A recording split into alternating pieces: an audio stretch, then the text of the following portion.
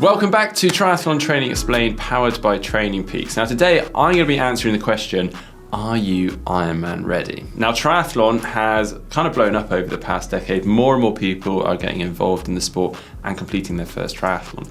But it is the Ironman distance that has been drawing so many people in and has kind of become the benchmark. Now, obviously, Ironman racing is a huge feat in itself, but you may be wondering before you do sign yourself up whether you have the time to do one, the ability, or maybe even the resources to take part in the first place. So today, I'm going to be running you through the things to expect when you're getting yourself ready for an Ironman.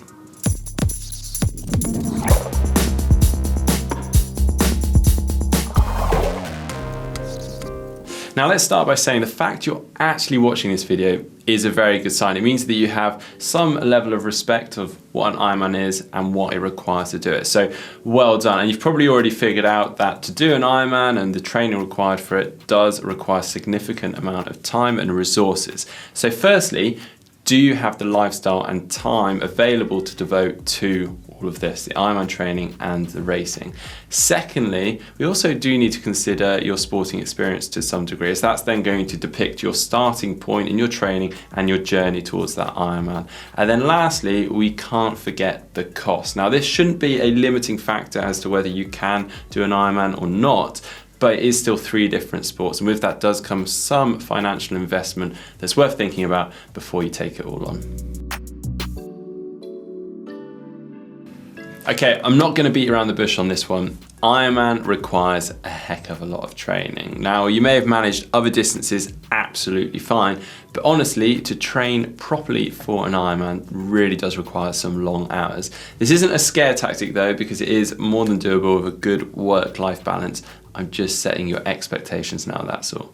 So what does this mean in terms of your training and whatnot? Well, typically for most people, we're looking at an average of 8 to 12 hours of training per week. And we would normally recommend a minimum a 6-month build into that race of really good focused training. And you may, as you get closer to the race and you build your fitness, some athletes will be looking at doing some weeks in excess of 12 hours of training. And then if we factor in work around this, for many people, that is all their free time gone. So that leaves less time for you to socialize, do hobbies, be with your family, do household chores, and so on. But like I have said already, it is doable, but do make sure that you can balance this at the moment. It's possible for you, or you can make do with this slightly out of kilter lifestyle for several weeks on end. Now, for many people to make this actually possible, they do have to squeeze their training in and around work. So this means a lot of early morning starts for many people, trying to get their training in before work, perhaps even squeezing the odd session in over their lunch break at work, and also directly after work, all whilst making sure that you're getting to bed at a good reasonable time so you're not burning the candle at both ends. So with all this in mind, if you do have a family or a partner, it's really important that you have their support to do this. Obviously, it is going to be difficult trying to balance family and training, but it can be possible. What I would suggest is that you have a good chat with your family, you plan ahead, and also you're just willing to adapt. For instance, if you have a holiday coming up, try to plan ahead, plan a recovery week for that holiday. That way you're keeping your family on side, and also you can just enjoy things as best as possible. So my big takeaway point from this is just be honest to yourself and also to your family as to the amount of time that's required to do an Ironman.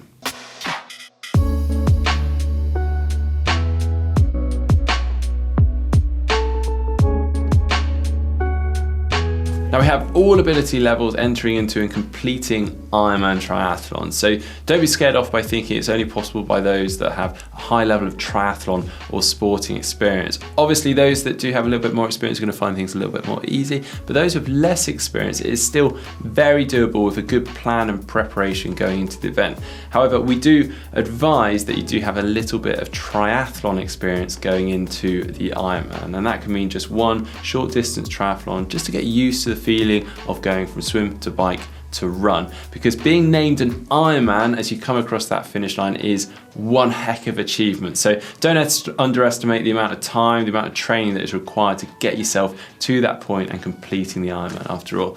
So with all that in mind, we do have a few key points to be mindful of. So whatever your starting point is coming into triathlon and Ironman triathlon, just make sure that you gradually increase things over time, you build your training up over time. That way you can avoid overtraining, burning out, and possibly even running the risk of getting an injury. Also, ideally, try and choose an event with a course that suits your experience and your ability.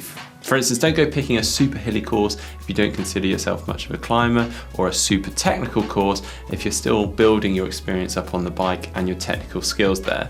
So with that in mind, you might want to choose a course that suits the terrain, the conditions, the climate that you are doing your training in or on most days. Also, maybe try and choose an event that makes things logistically easy for yourself. Try and keep the travel to a minimum. With that, it might keep the cost down, the stress down, and also reduce the amount of time that you're using to go to this event and get back from it. If you can, maybe even try and find an event really close to home. That way you can even get out and practice and train on the course itself.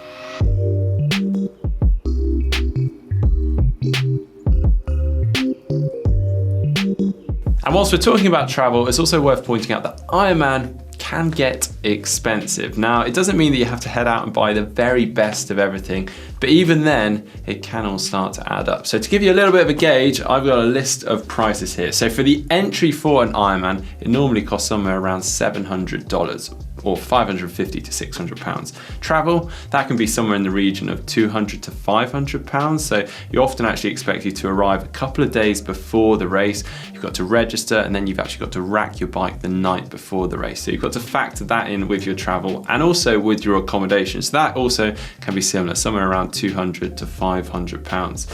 And then you have your kit, if you haven't already got this. So a bike, that can be somewhere between 1,000 to maybe 4,000 pounds. They can be pretty expensive things. Helmet, 80 to 200 pounds. Bike shoes, 100 pounds. Tri-suit, 50 to 150 pounds.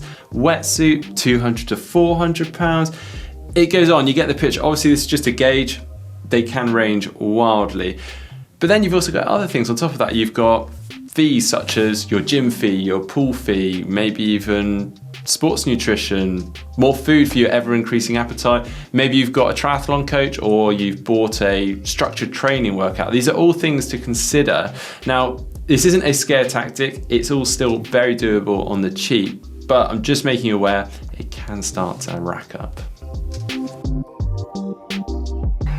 Now, when it comes to actually being ready for an Ironman, many of you will actually arrive at that start line on race day feeling not ready. Many of you will actually go into it feeling like you haven't done enough training, maybe you haven't hit the amount of hours per week that you'd hoped to. And some of you will be comparing yourself to social media posts. You know, the ones where someone's gloating about a killer bike session that they've done, or crazy amount of hours of training they've been knocking out per week. And it is really important that you're getting sufficient amount of training in and volume of training, and making sure you've got that endurance to complete an Ironman comfortably.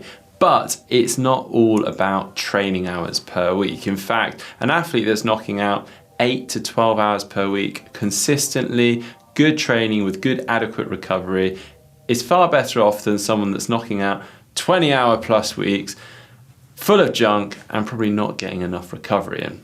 Also, remind yourself as you're heading into those final few weeks before the race, there's little that can be gained by worrying yourself about whether or not you've done enough training, or perhaps even could have prepared slightly better or changed something. Just focus on those final preparations, make sure that you're executing them as well as possible and arriving on race day in as best shape as you possibly can.